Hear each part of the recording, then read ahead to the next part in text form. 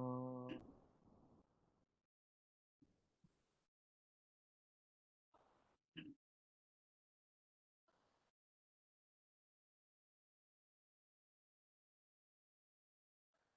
okay, nice.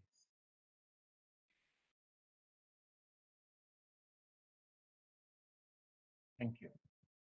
A very good morning to all of you once again. Yes, man. Today we are going to discuss about a very interesting topic that is karma share and trying to link it to our day-to-day life. That is going to be very interesting for all of us. And since you all are well versed with this concept, it will be very easy for me. Otherwise, this is the most difficult topic of Yoga Sutra to make new student understand. And since we have studied Bhagavad Gita, since you people are having life experiences with you, these things become very easy. In the last class, we have been doing the understanding of the all kleshas, how avidya is the mother of all the kleshas, and the asmita ego is like the trunk. If avidya is the root, then asmita is the trunk. The branches are the rag and dvesha, and the fruits that if they bear is nothing but abhinivesha, which makes people so much involved into the material worldliness that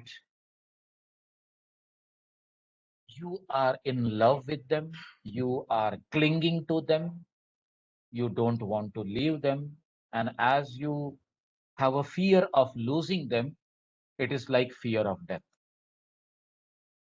So this we had a nice discussion in the last class, and today we are going to start with the karma shaya, the repository of our karmas.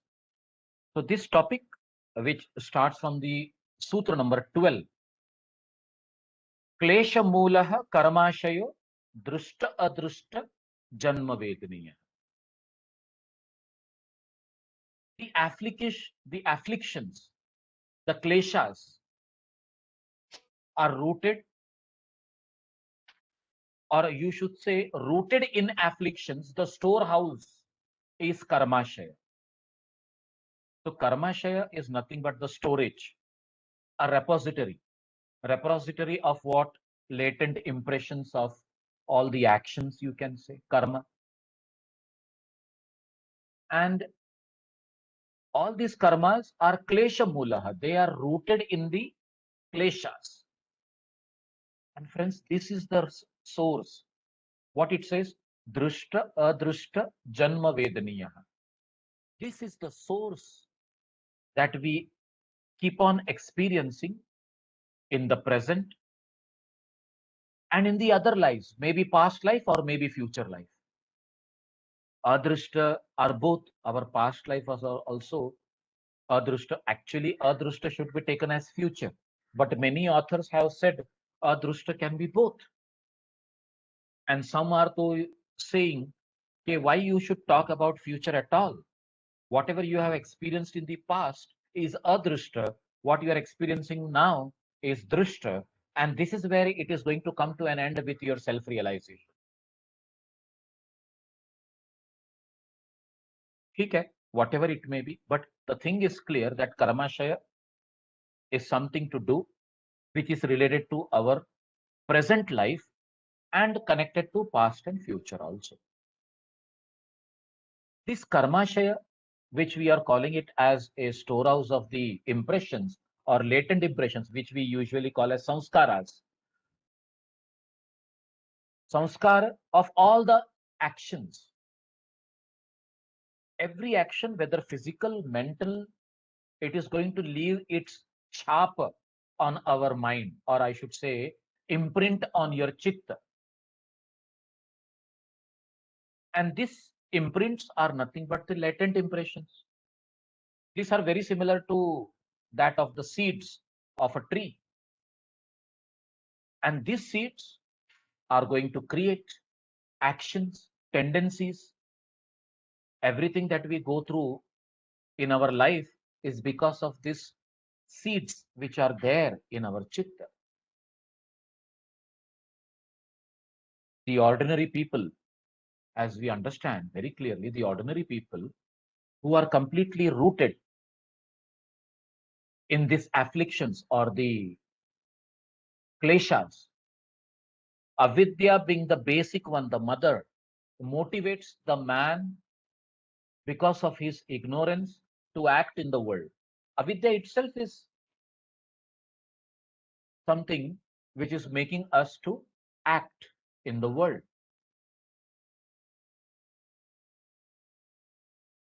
Most of his actions are actually directed towards the satisfaction of his ego.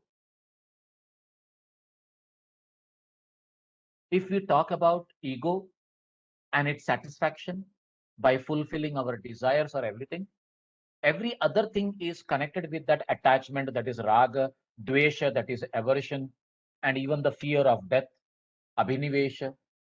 All these things force a man to act in a particular manner according to his characteristics. And what is making this to come as a fruit? It is from the karmashaya, the rooted kleshas are all the reason for these actions, which originate from the kleshas, all the actions. These latent impressions which we are talking about, as they are stored in the form of karmashaya, as I told you, they function as the seeds. These seeds with proper atmosphere or proper stimulation of the situations, they sprout. They sprout in the form of vasana.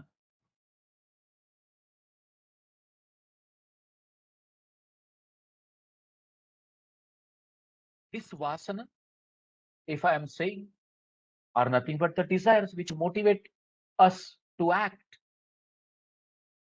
Just as the seed makes the tree, whatever guna is there in that seed, the tree bears it.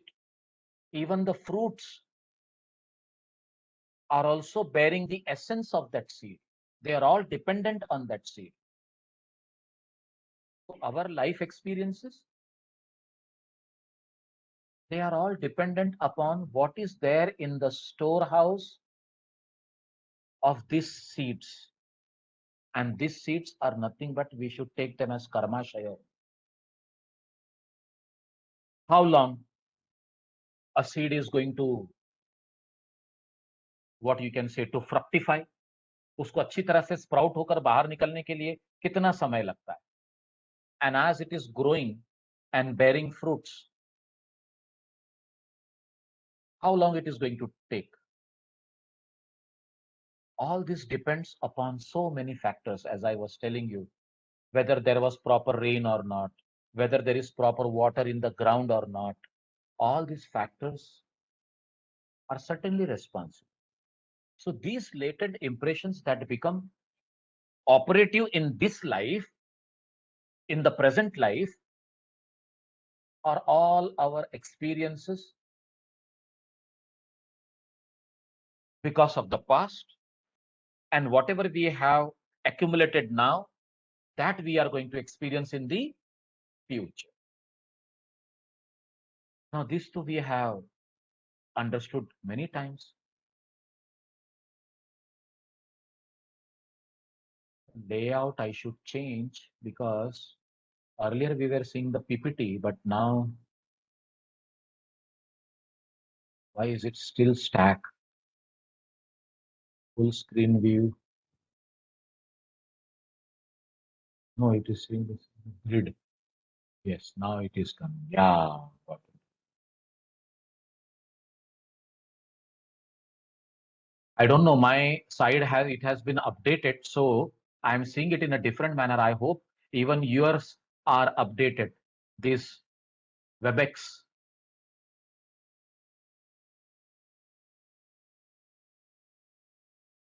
How to come out? Ah, yes, yes. Now it is perfect.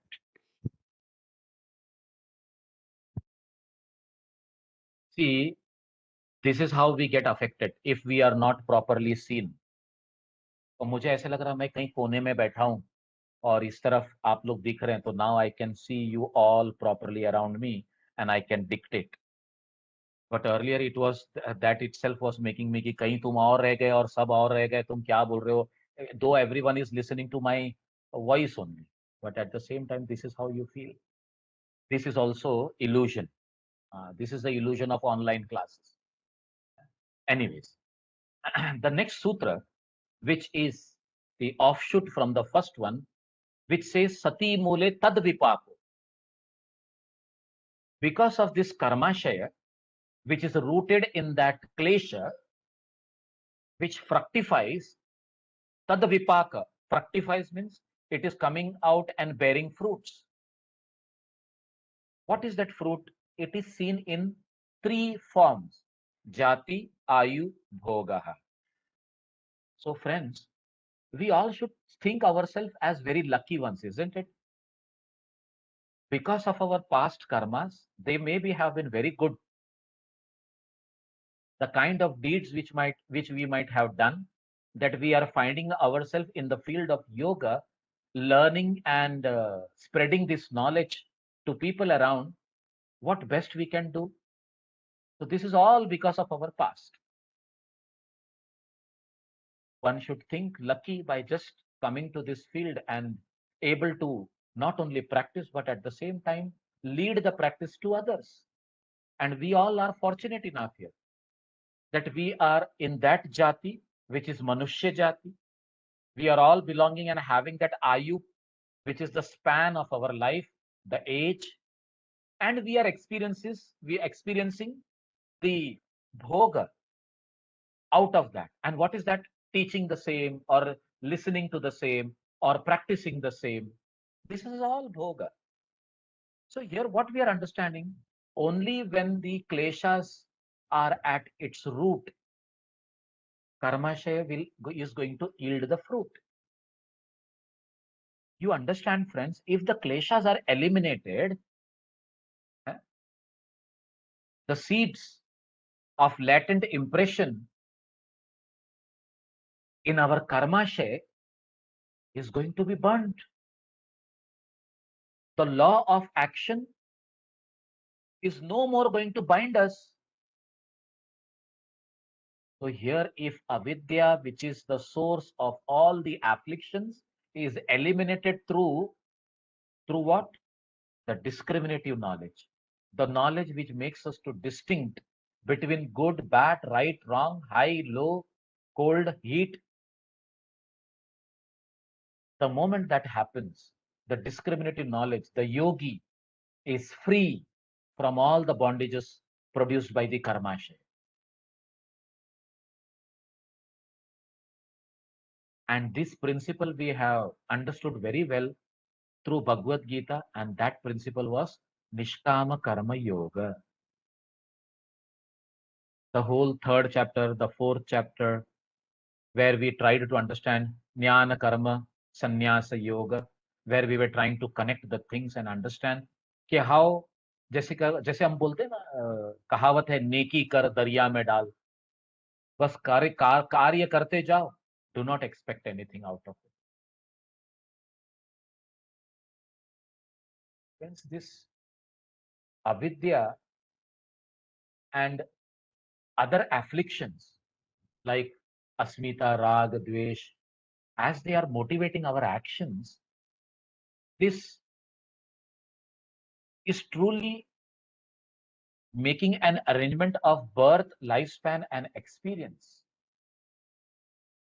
The cumulative effect of the sanskaras, that is the latencies in the karmashaya, is deciding what kind of jati we are going to born in. अगर हमारे कर्म इतने खराब है तो शायद हो सकता है कोई पशु की जाति हमको मिल जाए, कोई कीड़े मकोड़ों की जाति हमको मिल जाए. ऐसा हम कहते हैं ना कि 84 लाख योनियां हैं. Just imagine when one takes birth in a plant, animal, or a, of course, human kingdom, it depends upon the resultant effect of the latencies which was accumulated earlier in the previous life. As simple. And that explains why some people suffer in their life and why some people are relatively very happy.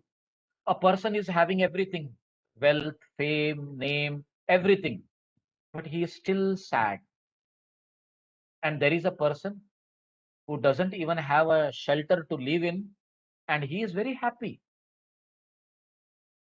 All because of our past karma. Some are rich, some are poor or very poor, some are very intelligent, some are, you can say, uh, foolish or dull, you can say. So the Karma Siddhanta philosophy, which we are just going through, is telling the man himself is the creator of his own destiny. अगर हमारे कर्म आज अच्छे हैं, तो we are creating our own destiny for the future, isn't it? We are making it much more better. So again, what kind of experiences one gets in life and how long one lives also depends upon the kind of the karmashaya, that is the latent impressions in the store. And this leads us into the experience of happiness, or you can say sadness, because of our punya and apunya deeds. So punya merits, apunya demerits. If you see the next sutra, the 14th one, it says te lad paritapa falaha punya apunya hetutvat. So the previous one, sati mule tad vipako jatir ayur bhogaha. The jati, the ayu or the bhoga is caused by the virtue or vice, and they bear fruits of happiness and sorrow or sadness. This sutra sums up the whole karma siddhanta here. And tell me, this concept is accepted almost in all the cultures. Though Islam or Christianity say that there is no punarjanma or past janma, this is the only one janma, but they also identifies and accepts this siddhanta by saying that whatever you are experiencing, you will be going through the result of the same in this life only. As you sow, so you reap. We always say. So actions which originate from such kind of kleshas like avidya, asmita, raga, dvesha, abhinivesha, they are all sinful actions. They are bound to cause misery. Whether it is good, it is still going to cause misery. Whether it is bad, it is still going to cause misery. That we will be seeing in the next. But one thing is there, the unselfish actions or good actions are virtuous, and actions arising out of pure love, compassion, etc., are called as virtuous actions. And such virtuous actions can be seen in those sages, in those saints, the yogis, who are continuously engaged into the selfless life devoted to the well-being of the universe, you can say. And when we talk about this good and bad, still good or still bad, they are going to result in a misery only, is clarified in the next, the 15th shloka. So sutra, not shloka, sorry. What does it say? Parinama tapa, संस्कार दुख, गुणवृत्ति विरोधाच दुखमेव सर्वम विवेकिनः. Please understand, everything is dukkha only. Same thing is said in Buddhism. The same thing is said in Jainism. The same thing is said in various other philosophies. By just doing some or the other kind of twisting here and there. That's all. Otherwise, the concept is very similar. If you see Buddhism, dukkha, dukkha samudaya, dukkha nirodha, Dukkha Nirodhagamini Patipada, that we understand in Buddhism. Dukkha means there is everything that you are experiencing in this life is dukkha only. And there is a reason for it. There is a cause for that dukkha, dukkha samudaya. This we are going to learn now. Heya, heya, hetu, hana, hanopaya in the coming sutras as we are going ahead. But here it is said that for a person who has developed a kind of discrimination, one should understand that Vivekina means what? Vivek Buddhi. A person who is understanding the things with his Viveka. Everything is misery on account of pain resulting from the, you can say, three kinds of basic misery, जिसको हम तापत्रय कहते हैं.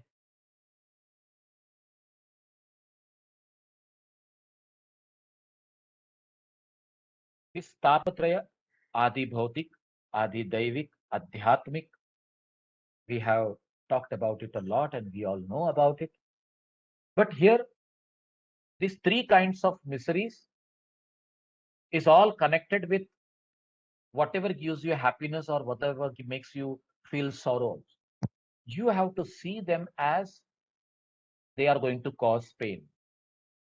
So the sanskaras, and also because of the conflict between the functioning of the gunas and vrittis, which we call as the modification of mind, for an individual like you and me, who are all vivekins, we are all having that. We we do not react, isn't it? But we see many people around us. The moment something is going wrong, they react. अभी मैं आज सुबह का ही एक example देता हूँ. हमारे Amol sir lecture ले रहे, उनकी आवाज गायब हो गई. And everybody is trying to understand what is the problem. Is it the voice ka problem? Is it the problem at his end or at our end? Or is there something, some other? सब लोग सोच रहे हैं, they are all Vivekins. And Sabir Bhai, not having that patience, is interrupting in between and saying, hey, I cannot hear you. Are you all able to hear it? A patience nahi hai. I am reacting, but you are all responding. तो ये तो ऐसा example दे रहा हूं मैं. Even I am responding there, but at the same time this happen because of the situation, because of the stimulations. We do not use our vivek buddhi and we go on reacting. I saw that movie Chichore, in which that child who is I hope you all have seen it. If not seen it, see it. A very good movie. uh, the child who has given his entrance exam for engineering, his parents both are rank holders, and he is having self expectations of emulating them, unable to do that. As he is going through that turmoil in the mind, he takes a sudden decision of jumping from the high rise building, not thinking how it will result. And he is into hospital. Broken leg, broken hand, broken jaw, everything broken. And then that is where the whole movie, in its real context, making us understand how to see life starts. Now, why that child might have reacted like our expectation, our attachments. अगर मेरे माँ बाप ने ऐसा score करके ranking लाकर ये college में admission लिया, तो मुझे भी वो 2000 के अंदर आना है. At least not if a ranker, at least I should qualify. Now that self expectation makes a person suffer. And he takes that decision. There is no vivek here making him realize, चलो ठीक है, आप फेल हो गए तो अगली बार cross कर लेंगे, पास हो जाएंगे. कोशिश करना ही अपना धर्म है. लेकिन वहां पर वो धर्म याद नहीं आता. तो जहां जहां आपके धर्म सेक्रीफाइस होते हैं, विवेक बुद्धि खत्म हो जाती है. For a man of discrimination, there is nothing like happiness in this world. They understand the whole life as it is in the form of misery, but they do not crib also about it. They see it as it is. And as I told you, so said Buddha. This is because nothing is permanent in this world. The doctrine of impermanence, Shanabhangurata, everything is continuously changing. Every week when we see each other, we do not realize there are a lot of changes in us. But who knows? हाँ, साबिर भाई ऐसे ही दिखते हैं, आशा madam ऐसी ही दिखती हैं, Ashutosh sir ऐसे ही दिखते हैं, हमको तो ऐसे ही लगता है। लेकिन जो इंसान आपको 1 साल के बाद में देखेगा, वो आपको बोलेगा, अरे तुम तो थोड़े मोटे दिख रहे हो, तुम ज्यादा दुबले दिख रहे हो, तुम थोड़ा सा चेहरा तुम्हारा मुरझाया हुआ है, या तुम्हारे चेहरा बहुत खिला हुआ है, क्या बात है? तो आप बोलते हैं ऐसा कुछ नहीं है, I don't see any change because you are everyday seeing yourself in the mirror, how you will realise it is a minute change, but that becomes magnitude when it is seen after a long time. So we do not realize this theory of impermanence. Everything is changing. Again, as we say, the Tapatraya, as I told you about the Adi Bhautika, natural calamities, Adi Daivika, Badnasibi aapki, ill fate, eh? And the Adhyatmika, which we say it is because of our own nature. Ho gaya. So the whole latent impressions, the sanskaras, create such kind of desires which make us to go through this tapatraya. And we find that we cannot give justification to that desire that we are uh, expecting, because that leads us to further misery. The desires are never fulfilled. Thirst for pleasure, as it is said, is never ending. ये प्यास ऐसी है कि बुझती ही नहीं. And then, as I was telling you, that there is another understanding to that suffering by understanding the functioning of the gunas or the vrittis, that is the modification of mind. A particular character of a person literally determines it. Sattva, Raja, Tama. What kind of domination is there in your behavior?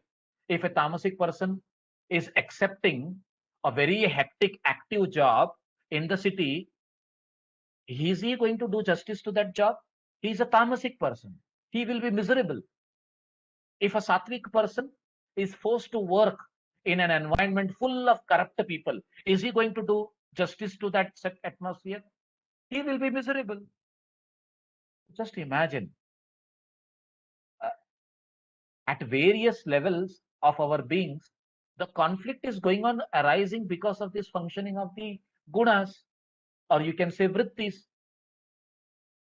A man who is dominant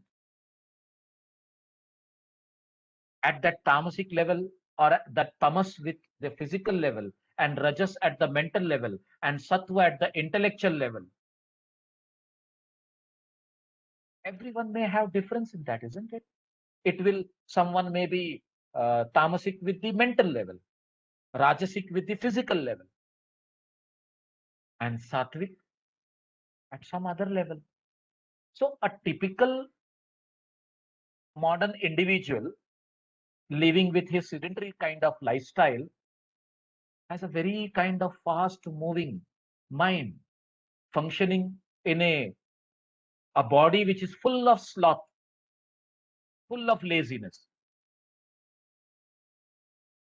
Such persons are bound to suffer from many psychosomatic ailments. कई बार हमको हमारी जो बीमारियां होती है ना, हम उसको खाली सुपरफिशियल लेवल पे ही देखते हैं. We try to understand them at the superficial level, but a wise man through discrimination knows for sure क्या, कि that there is no happiness in this world, and that unless and until he becomes detached, renounces worldliness, there is no chance of that experience of ultimate happiness, that is bliss which we talk about. जैसे ईशावास्य उपनिषद में लिखा हुआ है ना, तेन तत्तेन भुंजिताः. One can enjoy the world only through renunciation. So this is the whole, what we call as Siddhanta of karma. Karma Siddhanta. From 12, that is Klesha Moolah, Karmashayo, Drishta Adrishta Janma Vedaniya. This is the 12th sutra. Sati Mule Tad Vipako, Jatir Ayur Bhogaha, resulting in the various type of body deeds. Then Te Lhad Paritapa Falaha, Punya Apunya Hetutva. And at last we understood this sutra after understanding that the kind of deeds you do, good or bad, it is because of your deeds, good deeds and bad deeds. That is what is making you to experience happiness or sorrow. And then in the 15th one, he says, Parinama Tapa Sanskara Dukkha Vritti Virodhacha Dukkhameva Sarvam Vivekina. Please understand, as a Vivekin, you are a student of yoga now. You are understanding Bhagavad Gita. You are understanding Hatha Yoga. You are understanding Yoga Sutra. Your Vivek Buddhi should be at that level where you see things as it is. Start witnessing them. Do not get involved into them. The moment you become involved into them, the intellectual ability is getting compromised. So after giving this understanding, he says, Heyam Dukkham Anagatam.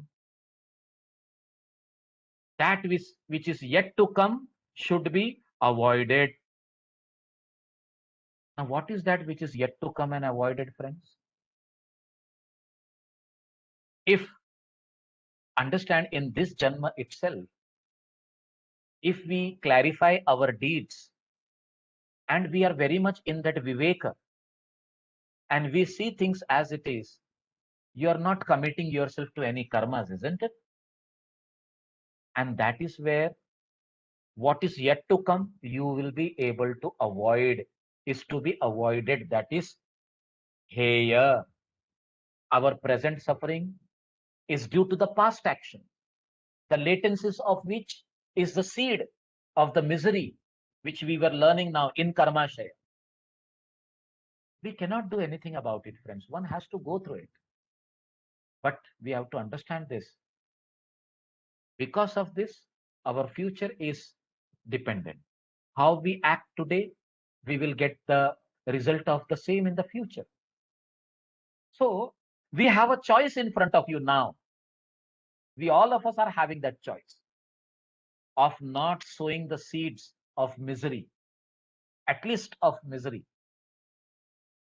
And as said earlier, the key is Nishkama Karma, the renunciation of worldliness, detachment. So when you are doing that Nishkama Karma, it is like an Abhyasa. And when you are always in that Vairagya, renunciation of worldliness, they both are simultaneously going together. This we have read in our 6th chapter. When Arjuna says, Chanchalam hi mana Krishna, pramadi balvadridam. His mind is very chanchal, my dear. It is not easy for me to control it. Lord Krishna says, yes, I understand that. But at the same time, if you put in the right efforts and at the same time do the right kind of detachment, things will be fine, my dear. So here, as we are understanding the philosophy of liberation, now Patanjali Muni is going on giving us a description of the 4 parts, which is indicating this philosophy of liberation. What is that? Heya, we have just understood. That which is yet to come should be avoided. Understood. But what is Heya Hetu then? The cause of Heya, that is misery, which is to be avoided. We will see it in the next sutra. It is said to be the union of the Purusha and Prakriti which causes all the miseries. That is Heya Hetu. Then later on we will see Hanupaya. Upaya means a means or a solution. Solution for what? Liberation. So Hanupaya is remedy. What is that remedy we were discussing? Acquiring of the discriminative knowledge, which brings about the continuous awareness of the distinction between Purusha and Prakriti. This continuous distinction between the two is going to be very important. But is it that only having this awareness is enough? We have to do perpetually stop ourselves by getting into the association of this Purusha with Prakriti. Then only that liberation will be there. And that is known as the application of this upaya. So awareness along with that action of getting separated, that is Hanopaya. So what is a Hana? A remedy. What is Hanopaya? Means for liberation. And there in this 4 chapters of Yoga Darshan, we are going through these 4 parts completely spread out right from chapter 1 to chapter 4. As I told you in the next sutra, the 17th one, where it is said, Drashtru Drishyoho Sanyogo Heya Hetuhu. Sanyogo, the union. Of whom? Drashtu with Drishya. Drashtu, the seer. Drishya is the seen. Seen means Prakriti, and the Drashtru, who is the seer, is the Purusha. So the union of Purusha and Prakriti is the cause of that misery or that suffering. और हमने पहले सूत्र में क्या पढ़ा? हेयम दुखम अनागतम, that is to be avoided. ये दोनों को एक होने मत दो. That is to be avoided. And then the seer, which is pure consciousness or the Purusha, is a mere witness to the phenomena of uh, the whole thing, that is Prakriti, that is seen. We all know that the first produce of this contact between Purusha and Prakriti, as we were dealing in the Sankhya, it was Buddhi, the pure eye sense, the intellectual ability, the discriminative agency. The pure consciousness is individualized here. The eye consciousness becomes the knower of the objects. In Vyasa Bhashya, Vyasa Muni has given us an example of a magnet. He says the relationship between Purusha and Prakriti is very similar to that of magnet. There is a magnetic field around a magnet, we all know it. And if you are just spreading iron filings around it, what is going to happen? These iron filings entering into the field of the magnet are going to get connected to it. In our Jainism, the concept of Pudgal is very similar to this. So where a piece of iron in such a magnetic field is becoming the possessor of that magnetic properties, isn't it? If you take a simple pin in your hand and make it उसके ऊपर संस्कार कर दो, किसका? Magnet का. Make it go through that essence of magnet again and again, and then use that same pin to attract the other pin. You will see, yes, it is sticking to it. Why? Because it has taken up the property. So similarly, in the presence of Purusha, the Buddhi, which is pure eye sense, acquires that consciousness. Buddhi is not Purusha, but now it is having that acquired consciousness. The example of magnet, which is beautifully given in Vyasa Bhashya, we are having it here. This secondary center of consciousness, which makes our empirical understanding of ego, makes us feel the knower of the objects. And what is that object? Prakriti. And we have already gone through that aspect of I amness through Asmita. This Asmita arises due to the blending together the power of consciousness with the power of cognition. Power of consciousness is Purusha and the power of cognition is Prakriti. तो हमने अस्मिता में क्या पढ़ा? स्वस्वामी शक्तयोः. You are identifying your abilities. देखो ये body कुछ नहीं करता है, इसके अंदर लाइफ फोर्स है. That is the reason it is active. If I am speaking, it is because of the life force. If the life force leaves the body, will I be able to speak? No. Will I be able to see? No. Will I be able to hear or smell or do anything? No. So who is the reason behind all these experiences? The life force, the prana shakti, the atman, the consciousness.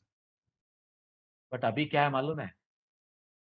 We are thinking that this body is doing everything. और हम कभी कभी बोलते हैं my body doesn't accept this situation, this climate doesn't suits my body. I hi, you have left that and become this. That is the union between the drashta and the drishya. This is an erroneous identification. This erroneous identification, friends, makes the buddhi to go through that cause of misery.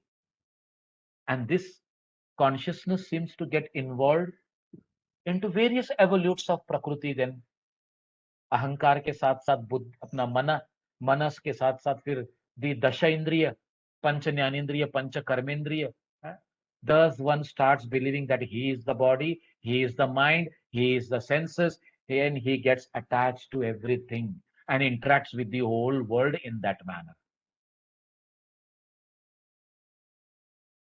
So this is where the alliance between the consciousness and the matter, between the subject that is seer and the object that is seen, is caused. And this is the cause of the misery. So here, we all want to eradicate this, isn't it? That is why the school of thoughts in India has cropped up. The whole Darshana Shastra, as we call them as school of thoughts. Though the thoughts may be slightly different from each other, though the Nastika Darshan Shastra, who do not accept the teachings of Veda, still they understand this concept very clearly. If we want to eradicate this misery, we should understand how we are going to acquire that discriminative knowledge, which means continuous awareness of the distinctions between the Purusha and Prakriti. अभी अगर कभी साबिर भाई ने बहुत अच्छा गाजर का हलवा बनाया तो सबको क्या बोलते हैं, मैंने बनाया, मैंने बनाया, मैंने बनाया. आपने कुछ नहीं किया. You have to become a witness now. That is what your intellect is saying. Just be a witness. Your body has gone into it, has made those changes, and you're just a observer. If this kind of discriminative sense comes in, we should understand that we will be sorting ourselves out of it. In Vyasa Bhashya, if uh, if one wants to walk on the path of thorns, literally these words are said. The best way is to put on the shoes. See, our path is made up of thorns. What is the best way? We cannot avoid the path, isn't it? So what we should do? We should wear the shoes. Just as the shoes will make you, prevent you from the pricking of the thorns, the discriminative knowledge, friend, is going to isolate us from the spirit, isolate the spirit from the matter, isolate the Atman from the identification with the body. And this is where we are going to avoid the misery altogether. So these Vyasa Bhashya examples are beautiful. That is the reason one should read Vyasa Bhashya. The three gunas which we were talking about, the sattva, raja, tama, this constitute the basic ingredients of the mind itself. Because this is all coming from the pradhana prakriti, that is the scene or the drishya. Now, depending on which of these gunas dominate during that kind of interaction of the mind with the world, the experience of the pleasure, pain, everything is created. So Purusha is only a witness. We have to understand that. Purusha is only a witness of these mental states. But due to avidya, it appears to be affected. And what is that? Chitta vrittis. And that is where Patanjali Muni felt very essential to make us understand, as explained in Sankhya, what is Prakruti, what is Drishya. And if you read the next sutra, it is written Prakasha Kriya Sthiti Sheelam Bhuta Indriya Atmakam Bhoga Apavarga Artham Drishyam. So Drishya is explained as to that nature of Sattva, Prakash, Rajas, that is Kriya, Tamas, that is Sthiti, inertia. It consists of elements, Bhuta, Panchamahabhuta, Tanmatra, isn't it? And Indriya, Panchanyanindriya, Karmendriyas, and this Drishyam or this Prakruti is of the nature and it is meant for the purpose of Bhoga and Apavarga. What is Bhoga? Experience. What is Apavarga? Liberation. Mukti. तो भोग and अपवर्ग. अब आज आप और मैं रोज सुबह उठकर योग का अभ्यास कर रहे हैं. अगर आप अभ्यास इसलिए कर रहे हैं कि आपकी कमर का दर्द दूर हो जाए, घुटने का दर्द दूर हो जाए, आपकी डायबिटीज ठीक हो जाए, आपका ब्लड प्रेशर नॉर्मल हो जाए, तो you are utilising that yogic practices still into भोग. उसको अपवर्ग की तरफ भी थोड़ा कोशिश करो. Become a witness friends. How? This body will help you. Step by step, proper guidance will lead you into that state of becoming a witness, becoming a sakshi. And that is where apavarga is going to happen with the help of this drishyam. So the scene or the drishya is the nature of all this, and it is meant, or it is the purpose of the same is to go through the experiences, bhoga, and the apavarga, that is liberation.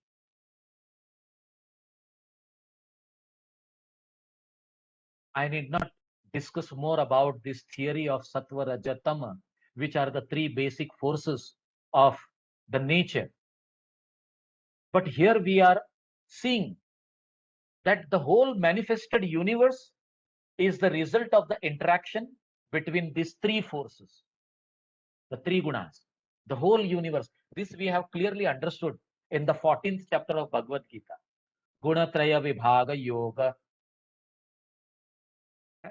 The gunas are obviously influenced by each other. When they combine to form an object, they do not retain their characteristics. Yes, they do not retain it. Dominance of a particular guna decides the overall characteristic of an object, though the remaining two part, that is the other two, impart secondary properties. अभी आप बोलेंगे साबिर भाई एक बार बोलना शुरू कर दिए तो इनकी गाड़ी रुकती ही नहीं. तो जिसकी गाड़ी रुकती नहीं वो राजसिक. As simple. तो इसका मतलब ये नहीं हुआ कि साबिर भाई डजंट पोसेस सात्विकता और तामसिकता. है लेकिन वो बेचारा बैक साइड में है. Or Rajasikta cannot sit idle. Every time he wants to be very active. And there are people who are sattvic, who knows when to act and when to be at rest, when to speak in that speed or when to slow down. अभी साबिर भाई को slow होना आता ही नहीं है, problem है, वो कूट कूट के भरा हुआ है राजसिकता, तो क्या करें? The practices will help friends. Yes, बोलते तो हैं, प्रैक्टिस भी करते हैं तो राजसिकता की तरह करते हैं. तो जैसे आशुतोष सर अगर कभी सूर्य नमस्कार नहीं करना चाहते, प्लीज मत करो, it is going to make you rajasic. You do steady postures. You do in that whole 1 hour only 3 or 4 postures, sir. Agreed. Done. Enjoy. It will lead you to Satvikta. But what makes you to understand this? Your own nature, friends. Your own nature. What kind of nature? So here in this classroom, if Mahendra Bhai is there, Sunil Bhai is there, Asha Madam is there, Ashutosh sir is there, myself, Jay Kumar, we all are here. The combination of the three gunas are different in all of us. And we act accordingly to this combination. And the one which is dominant is making us to work like that. So the gunas which are influenced by one another, yes, we know how it reacts, how it acts. The 5 elements which originate from the gunas, actually, as we have understood, from the sattva, raja, tama, buddhi, ahankar, manah, pancha, from the other side, the tanmatra is giving result to the panchamahabhuta. They form, the panchamahabhuta form the material side, not only of this body, but the whole universe, friends. The sense organs or the organs of the actions are also born out of gunas. Their activity is leading us to experience the pleasure and the pain. So, thus, we need to understand that the objective side of our nature can be divided at least into two. That is grahya, which means perceptible, and grahana. So grahya, perceptible, the objects are cognized, and grahana, that is the instrument of cognition, the senses, through which we are going to experience everything. In the first chapter, the 41st सूत्र, हमें क्या कहा गया? क्षीणवृत्तेर अभिजातस्येव. क्षीणवृत्तेर, when the vrittis are becoming attenuated. Abhijatasyev, mane, like a gem, we are going to be very crystal clear, glowing. Grahitru, grahana, grahayeshu. These words came there. And here we need to understand samadhi or the samapattis is a process in which there is a movement from grahaya to grahana and from grahana to grahitru, the cognizer. In other words, there is a movement from bhoga to apavarga. That is, apavarga is emancipation. तो ये चीजों को समझना कितना जरूरी हो जाता है, ये क्लैरिटी लाना कितना जरूरी हो जाता है कि सत्व रजत तमो को अपने नेचर के साथ कैसे कनेक्ट करें, फिर कर्माशय को कैसे कनेक्ट करें, फिर ये पुरुष और प्रकृति के बीच का डिस्टिंक्शन कैसे ले आए, और कैसे कैसे समझे कि शरीर अगर ये पेन से जा रहा है, it is all because of our karmas, not thinking on it. We should make ourself focused on the aspect of becoming a witness. And here the gunas, this prakriti is helping us, because this prakriti is for the sake of purusha only. आगे भी हम ये पढ़ेंगे कि how the prakriti is for the sake of purusha. As we are understanding these two, bhoga and apavarga, making us to understand the worldly experiences and at the same time liberation. Yes, sir, you want to ask something, Ashutosh sir? Point. How the same thing is useful for enjoyment as well as liberation? It is the faculty which is making us understand What we see is illusion. So we have to train our senses which are seeing the external, which is drishya, towards that which is truth. So this is the same faculty. The buddhi through the manah, which is connected to the indriya, and the indriyas, if they're externally oriented, you are seeing everything outside. But now everything seen outside is taken inside. That's what we were discussing. नहीं तो कभी कभी ऐसे होता है ना, जैसे साबिर भाई ने बहुत पहले एक बार एग्जांपल दिया, हमारी मैथ्स की टीचर जो है क्लास ले रही थी और साबिर भाई वो कैसे सिखा रही है ऐसा देख रहे हैं उसको, वो मैथ्स के प्रॉब्लम पे ध्यान नहीं है, समवेयर एल्स इट इज ध्यान। तो प्रॉब्लम है कि नहीं, देख रहे हैं कहीं और दिखाई दे रहा है कुछ और। तो यही समझना है सर कि ये डिस्क्रिमिनेटिव पावर से जो हमको दिखाई दे रहा है वो इल्यूजन ही है, the concept of Vedanta. But at the same time हमें देखना कुछ और है। तो जो देखना है और जो दिखाई दे रहा है, ये दोनों के बीच का जो अंतर आप ले आएंगे, ये दोनों के बीच में जो डिस्क्रिमिनेटिव एजेंसी और अपने पावर को आप अपग्रेड करेंगे, that is vivek. I hope it is clear to you now. Are you getting that? Yes, okay. कभी कभी ऐसा एग्जाम्पल देना पड़ता है, कभी कभी मुझे ऐसे भी लगता है whether I am giving the right example और not, otherwise I am making myself insulted over here, ऐसा भी लगता है। But this are the examples which make everyone understand, हाँ ये बात तो सही है। फिर कभी कभी कोई ऐसा भी बोलता है, साबिर तुम ऐसा था क्या? अभी था तो क्या करेंगे, what is there to not to accept it, it was there, so there. This is an interaction between the gunas and the external things as we understand through the medium of the senses by buddhi, that is eye consciousness. This is all the worldly experience is bhoga, and the apavarga, that is the experience of the liberation. Now, as I told you, the practice or the abhyasa and vairagya, one will be able to become a witness all the altercations of the gunas and lead himself into that state of apavarga. So whenever or when the seer seems to identify itself with buddhi, it becomes bhoga. And whenever one realizes that such identification is only delusion or illusion, it is going to lead us towards emancipation. This emancipation is nothing but the true nature of Purusha, that is Swarupa Avastha, which we understood in the third sutra of the first chapter. Tadadrastu Swarupe Avasthanam. Swarupa Avastha is where you are getting established into. Actually, frankly speaking, Purusha is always in the state of liberation. It is ever free, or he is ever free. The experience and the liberations are the creations of buddhi only.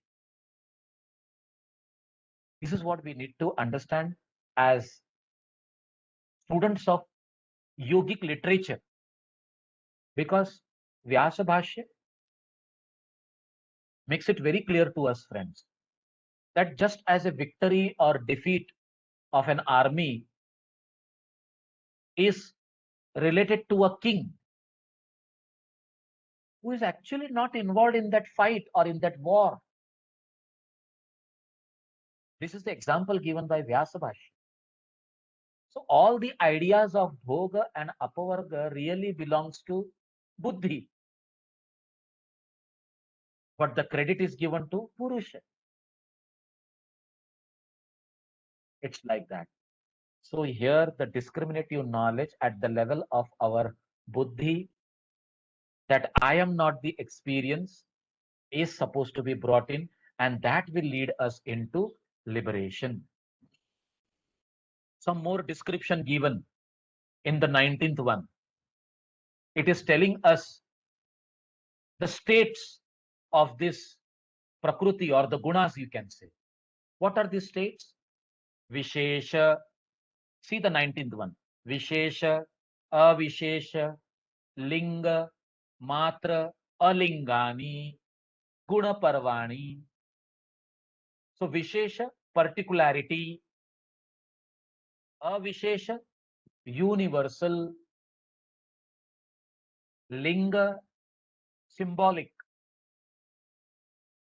And when we say Alingani, unmanifested state.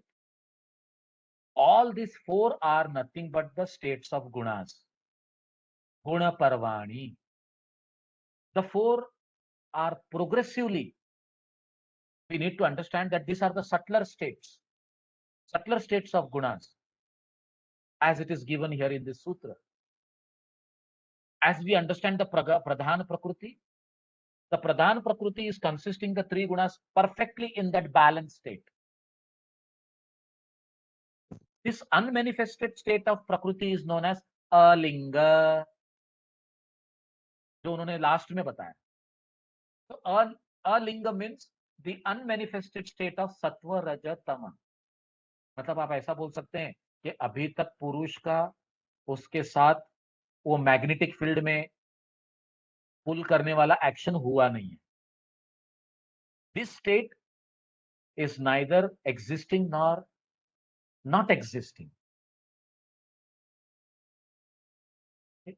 It is neither real nor unreal. क्यों हम ऐसे क्यों बोल रहे हैं मालूम है? क्योंकि वेदांत में कहा गया कि this is unreal, this is illusion. लेकिन हमें यह भूलना नहीं चाहिए कि yoga philosophy is depending upon Sankhya, where there are two eternal principles, purusha, prakriti, the consciousness, the matter, and he takes them both as real. So here, there is no interaction as such between the gunas in pradhana. Hence, there is no sign of manifestation. So the state is alinga. But what does linga means, friends? It means a mark, a symbolic existence. This is similar to the our geometrical theorems, where we understand a point is dimensionless, we say. वो point है, but it is not having any dimension as such.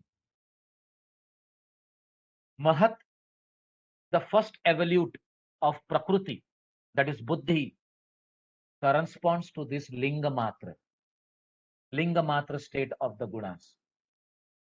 In Linga Matra state, there is awareness of the individual existence, that is I consciousness, Asmita wali baat. It is there in that Linga. Alinga unmanifested, Linga manifested, but in its very symbolical form. Then it says the next state of manifestation of gunas is called as avishesha, which means universal or non-particular. The pancha tanmatra, ahankara, these six evolutes of prakriti one can call as avishesha. At least कम से कम जो विशेष हैं, जैसे पंच महाभूत, the senses, you can see, you can experience, isn't it? So particularity is there. This is Prithvi, this is Apa, this is Tej, this is Vayu, this is Akash. But here in the Tanmatras, that understanding of Avishesh is there. So this Avisheshata is the abstract idea. The grossest state of the same manifestation is called as Vishesh. And you know, friends, these are 16. How we will term them as 16? The Manaha, the Pancha Jnanendriya, the Pancha Karmendriya, and the Pancha Mahabhutas. हम कहते हैं ना, मेरा मन नहीं मानता। आप मन क्या कर रहा है, क्या सोच रहा है, कहाँ लग रहा है, कहाँ नहीं लग रहा है, सब जानते हैं। मैं क्या देख रहा हूँ, क्या सुन रहा हूँ, क्या सूंघ रहा हूँ, क्या टेस्ट कर रहा हूँ, सब जानते हैं। पृथ्वी, आप, तेज, वायु, आकाश के तत्वों को अच्छी तरह समझते हैं। तो understanding this four states of गुणास, विशेष, अविशेष, लिंग मात्र, अलिंगानी, अलिंगानी unmanifested, manifested but in the symbolic form, means linga matra, avishesha, which is not seen or not experienced with its particularity, so non-particular things. And at last we say vishesha, the name and form belongs to the vishesha state of the gunas. Okay? अगर मैं यहां पर आप लोगों को connect करूं संप्रज्ञात समाधि से to the stage of vitarka and other stage like vichara, the gross aspect of a meditation, that is name and form, belong to vishesha state of gunas. Remember that. This corresponds to vitarka, that is gross object. तो हमने सूत्र number 17 of the first chapter, vitarka vichara ananda asmita रूपानुगमातः संप्रज्ञातः, अगर ये सूत्र है 17 जो कह रहा है कि दिस इज संप्रज्ञात समाधि, we need to understand the gross aspect of the meditation, that is in the form of vishesha. The subtle aspects of the same object are pursued in the vichara, and that vichara stage of sampragnat samadhi is corresponding to the avishesha state.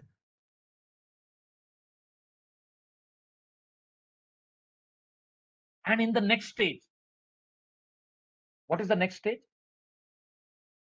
Ananda sthiti. In the next stage, the linga matra, the object becomes a mere mark or sign, a symbolic representation. This corresponds to that Ananda state of Sampragnat. The state of bliss is following when the mind transcends the thought processes from vitarka to vichar and coming into the Ananda. But at the same time, beyond that, in the next state of the gunas, which is called as alinga, the object of meditation loses its identity, loses its separate identity, in fact. So, in the Sasmita stage of Sampragnat Samadhi, the yogi becomes aware. Aware of what? Aware of his own consciousness. His own consciousness is nothing but the substratum of all the objects, the moola. This is the state of tranquility which is beyond explanation of what it is. It is bliss, and beyond that, where only self-awareness is going to prevail.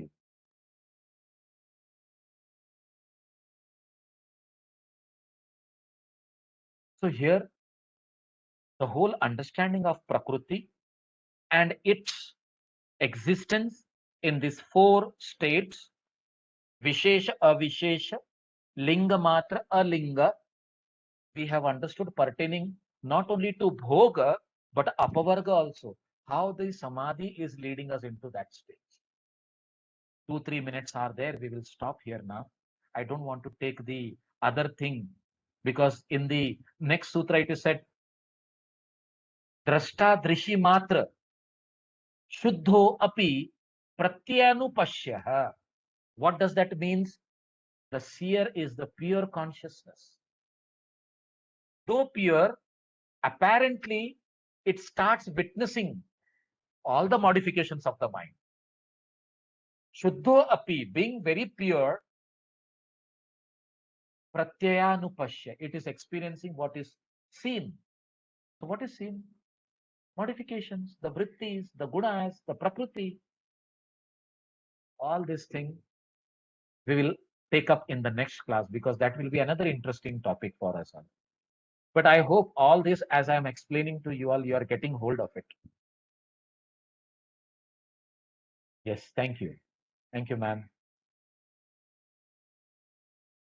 Any question in your mind? Because this thing up to 27 is going to make us understand what is that Hanopayah and Vivek Khyati.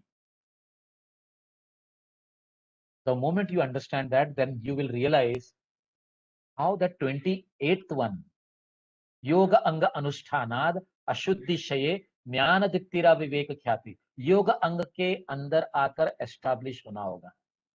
यम नियम आसन प्राणायाम, as we are practicing that, we will find all these discriminative things becoming part of us, because we will become that clearer and clearer and clearer. So stopping here, if there is any